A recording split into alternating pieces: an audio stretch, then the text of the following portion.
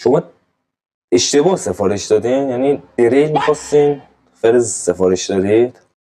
این همه از رضایت مشتری ها براتون گفتیم، حالا این دفعه از نارضایتی یه مشتری خانم.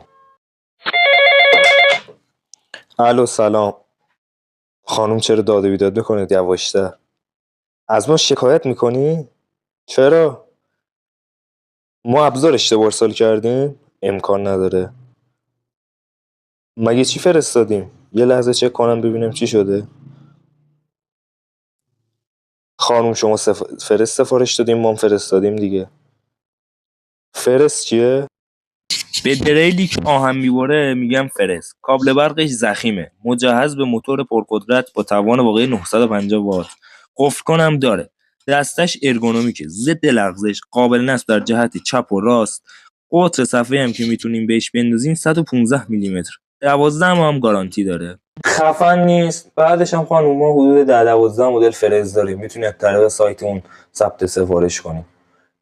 شما اشتباه سفارش دادین؟ یعنی دریل میخواستین فرز سفارش دادید؟